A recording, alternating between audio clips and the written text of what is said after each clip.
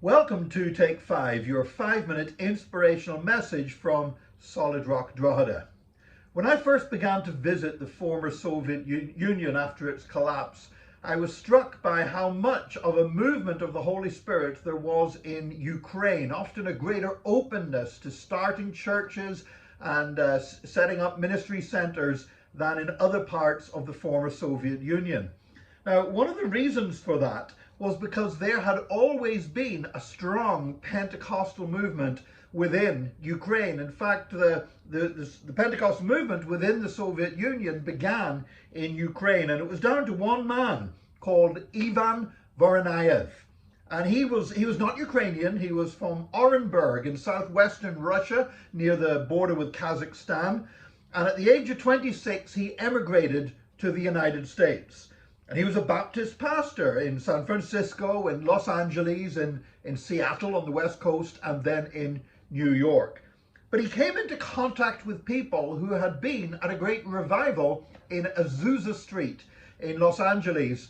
And as they shared their experience of the Holy Spirit with him, Ivan Voronayev and his family received a mighty experience of the Holy Spirit that truly pushed them out into a desire to go back to what was then the Soviet Union and to take the gospel with them. And so in 1921, Ivan Voronayev and his family traveled to Odessa on the shores of the Black Sea in Ukraine and started a church. And God blessed that, and it increased. And after 4 years, there were then 200 churches, a phenomenal increase. And by 1929, there were 500 churches with over 25,000 members.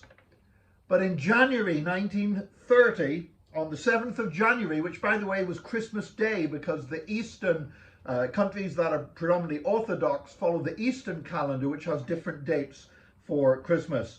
So on Christmas Day, Ivan Voronayev was arrested by agents from the Joint State Political Directorate, or the OGPU, what was the forerunner of what we would probably better know as the KGB. And he was arrested, and his crime was being an international agent who spreads religious propaganda, trying to turn Russia into an American colony. And Ivan Voronayev was arrested, he was tortured, and he was sent to a camp in Siberia. And there, in absolutely awful conditions, he was imprisoned for 6 years. And then he was released, but only for 3 months. And then he was rearrested again. And in 1937, he was sentenced to death and he was executed. And he became a martyr for his faith. He entered into the presence of Jesus Christ. But he left behind him a thriving Pentecostal movement in Ukraine, but also that spread to many other parts of the Soviet Union. And that's why today, even now, while there's a war taking place in Ukraine, when people are hiding in bomb shelters in cities such as Kiev and Kharkiv, there are Pentecostal ministers who are going down into the bomb shelters. They're praying with people, they're distributing food, they're sharing hope. And their witness stretches back in an unbroken line of bravery and sacrifice and often martyrdom, all the way back to Ivan Voronayev. I thank God for people like him who blazed a trail that others may follow. As a church planter myself, but not with nearly as much success as Ivan Voronayev, I pay tribute to him today, to his life and his death as a 20th century martyr in the Church of Jesus Christ. But his witness, his life, is still bearing fruit and still bringing people to Christ in Ukraine even today. And for that, we give God all the glory. And I pray for you today.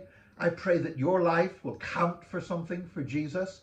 I pray that God will cause your life to be a legacy that will inspire others in years to come, even in very difficult circumstances. May God bless you today, and join us again tomorrow for another Take 5, your 5-minute inspirational message from Solid Rock Drogheda.